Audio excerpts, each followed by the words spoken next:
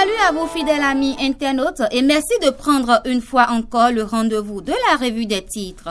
On démarre ce matin avec le quotidien Le Béninois Libéré qui affiche en manchette débordement des eaux au niveau du pont Djonou à Godomé, Omeki constate et rassure. Arrestation à Godomé d'un individu pour confession frauduleuse de cachet, encore une prouesse du DGPR Yaya et ses éléments. Le jeune commissaire de Godomé dans l'option délinquance zéro sur son territoire. Le journal du service public La Nation titre ce matin « Intronisation du nouvel empereur Naruhito du Japon », le président Patrice Talon présent à la cérémonie.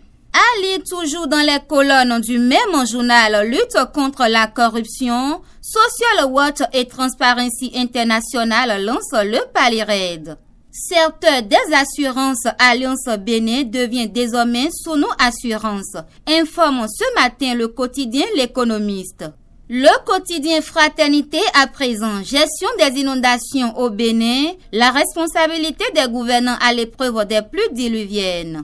Redonnons la NAS aux motocyclistes, 248 maisons et 350 hectares de culture dévastés à Dogbo. Renchérit le confrère. En soutien à la résistance, Koutié lance Sauvons le Bénin. Nous sommes bien sûr avec le quotidien Matin Libre. Affaire disparition de 4 milliards à la DGI. La criette se déclare incompétente. Ce n'est pas moi qui le dis, c'est le quotidien Matin Libre. C'est la une des journaux qui se poursuit avec le quotidien Le Nouvel Observateur qui titre ce matin « 8 mois déjà, 230 agents du ministère de l'économie et des finances croupis à la maison ». Un autre titre pour ce même journal, 1 an après le honteux verdict de la criette contre Sébastien Germain à Diavon, la diaspora USL s'en souvient et s'insurge contre et dénonce le mépris de ses droits. Toujours avec le même quotidien loi d'amnistie, une autre affaire qui divise. Intéressons-nous à présent au quotidien Le Matinal qui titre « Décrispation du climat socio-politique, la loi sur l'amnistie pour sauver les casseurs ».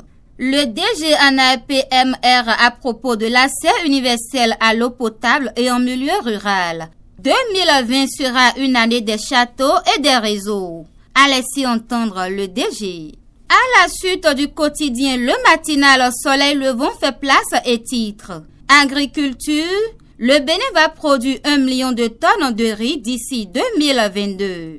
Toujours avec le même journal, montée des eaux du fleuve Mono, les cours suspendus dans les écoles inondées. Premier sommet Russie-Afrique du 23 au 24 octobre 2019. Le président Talon sera bel et bien en Russie. Informe ce matin le Grand Quotidien. Un tout dernier titre avec le même journal pour mettre un thème à la une des journaux de ce matin. Deuxième conférence des préfets au titre de l'année 2019. Le ministre Alassane Seydou appelle à une synergie d'action autour des grands défis des départements. C'était la une des journaux sur la www.plusprès-tv.net. Prenez soin de vous et à très vite.